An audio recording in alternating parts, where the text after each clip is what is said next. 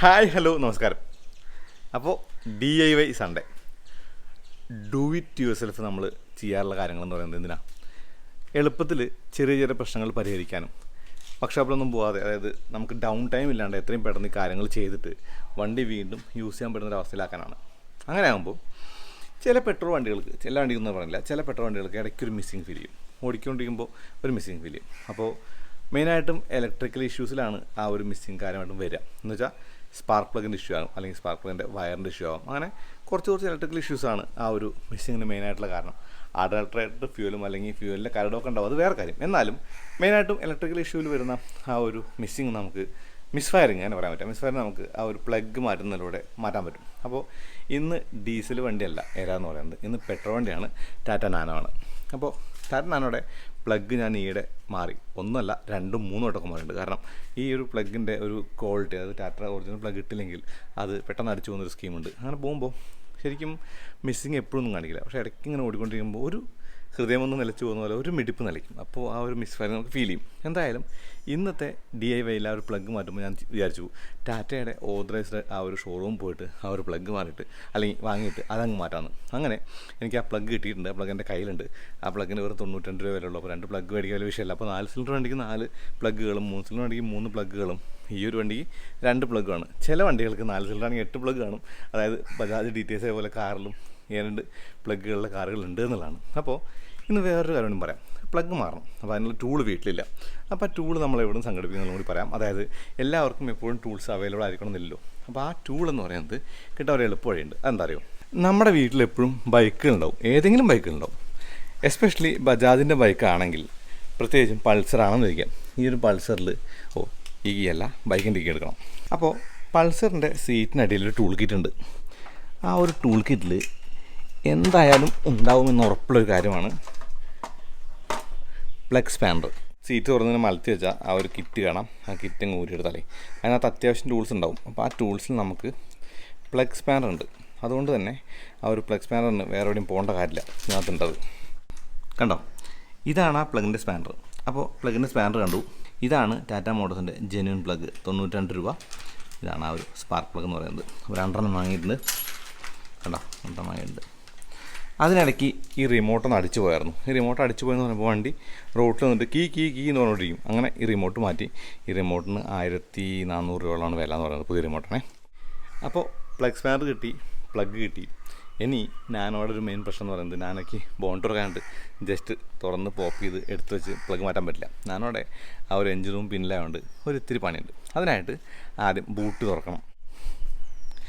ഈ ബൂട്ട് തുറക്കാന്ന് പറഞ്ഞാൽ ഈ വണ്ടിക്ക് മാത്രം ഞാനൊരു സ്വിച്ച് വെച്ചിട്ടുണ്ട്. കേട്ടോ, ആ സ്വിച്ച് പ്രസ് ചെയ്താൽ ആ ബൂട്ടങ്ങ് തുറക്കുമെന്നുള്ളതാണ്.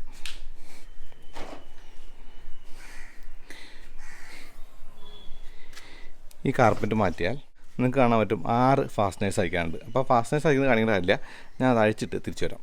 അപ്പോൾ ഫാസ്റ്റനറുകൾ മാത്രമല്ല, ഞാൻ ആ ഒരു പാർഷ്യൽ ഷെൽഫ് മൂരി വെച്ചു. കാരണം ഇവിടെ വർക്ക് ചെയ്യാൻ കുറച്ച് എളുപ്പത്തിന് വേണ്ടിയിട്ട്.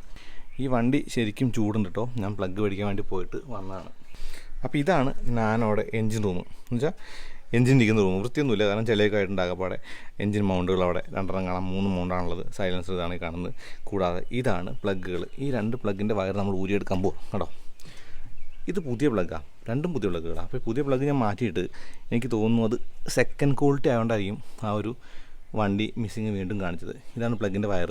ഇത് മൊത്തത്തിൽ വേണമെങ്കിൽ നമുക്ക് മാറ്റാവുന്ന കേസേ ഉള്ളൂ കേട്ടോ. കുഴപ്പമൊന്നുമില്ല, പ്രശ്നങ്ങളുണ്ടെങ്കിൽ ഈ വയർ വാങ്ങി മാറ്റിയാലും മതി മിസ്സിങ് കൂടുതൽ കാണിക്കാനാണ്. പ്ലഗ് മാറിയിട്ട് മിസ്സിങ് മാറുന്നില്ലെങ്കിൽ ഈ വയർ കൂടി ഒന്ന് മാറാനായിട്ട് റെക്കമെൻഡ് ചെയ്യുന്നുണ്ട്.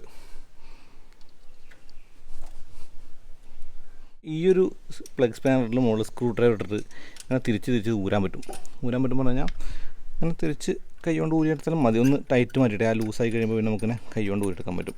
അങ്ങനെ ഊരിയെടുത്തിട്ടേ ഞാൻ മുഴുവനായിട്ട് ഊരിയെടുക്കുന്നില്ല, കാരണം അവിടെ ആ ഹോളിൽ ചിലപ്പോൾ വല്ല പൊടിയൊക്കെ വീണാലോ. അതുകൊണ്ട് ഞാൻ ചെയ്തു ഈ പ്ലഗ് അവിടെ തന്നെ വയ്ക്കുകയാണ്, അതായത് എടുക്കുന്നില്ല. എന്നിട്ട് അതും കൂടി ലൂസ് ചെയ്തിട്ട് 2 കൂടെ ഒപ്പം എടുക്കാം. അങ്ങനെ എടുത്തിട്ട് 2 പ്ലഗും തമ്മിലുള്ള വ്യത്യാസം കാണിച്ചു കേട്ടോ. അങ്ങനെ 2 പ്ലഗ് ഞാൻ ലൂസാക്കിയിട്ട് എടുക്കുക കേട്ടോ. അത് ചൂടുണ്ട് നല്ലോണം. അങ്ങനെ എടുത്തിട്ട് ഇതും കൂടെ എടുക്കാം. ഇതാണ് പഴയ സ്പാർക്ക് പ്ലഗ്, ഇത് പുതിയത്. അപ്പോൾ ഇത് ടാറ്റയുടെ ഒറിജിനലാണ്, ചാമ്പ്യനാണ് എൻ്റെ ആ ഒരു ബ്രാൻഡ് എന്ന് പറയുന്നത്. ഇത് ആ ഒരു ബോഷ് നേരിട്ട് ഒറിജിനൽ ബോഷാണ് സംശയമാണ് കേട്ടോ.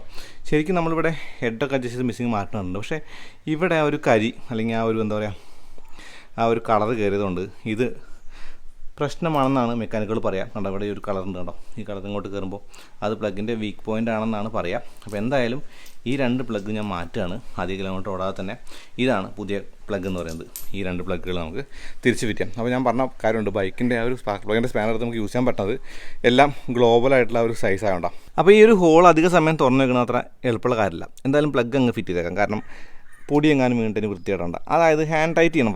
ഫസ്റ്റ് ഹാൻഡ് ടൈറ്റ് ചെയ്തിട്ട് ഒരുവിധം ടൈറ്റായി കഴിയുമ്പോൾ നമ്മുടെ ഗ്ലോബലായിട്ടുള്ള ടൂൾ ഉണ്ടല്ലോ, പൾസർ എന്ന് എടുത്ത ടൂൾ, അതെടുത്തിട്ട് ഒന്നങ്ങ് ടൈറ്റ് കൊടുക്കുക. ഒരു ആവറേജ് ടൈറ്റ് മതി. അതായത് പ്രോപ്പർ ടോർക്കിൻ്റെ ആ ഒരു റേഞ്ചൊന്നും നമ്മുടെ ഇല്ല, എന്നാലും നമുക്കൊരു ഏകദേശം രൂപം കിട്ടുന്ന ഒരു ടൈറ്റാക്കിയാൽ മതി. അങ്ങനെ ടൈറ്റാക്കി കഴിയുമ്പോൾ ശരിക്കും നമുക്ക് ആ ഒരു പഴയ സ്മൂത്ത്നെസ് അങ്ങ് തിരിച്ച് കിട്ടുമെന്നുള്ളതാണ്. അപ്പോൾ ഇനി സ്ക്രൂ ഡ്രൈവർ വെച്ചുകൊണ്ട് തന്നെ ഒന്നങ്ങ് ടോർക്ക് ചെയ്യാം. ഡൺ. ഇതും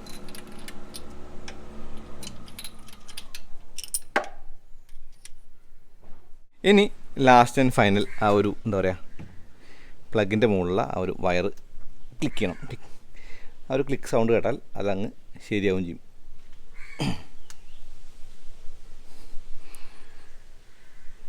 അപ്പോൾ ആ ഒരു റഫ് ഐഡ്ലിങ്ങും അല്ലെങ്കിൽ അങ്ങനെയുള്ള കാര്യങ്ങളൊക്കെ മാറിയിട്ട് കുട്ടപ്പനായി കാണും വണ്ടി.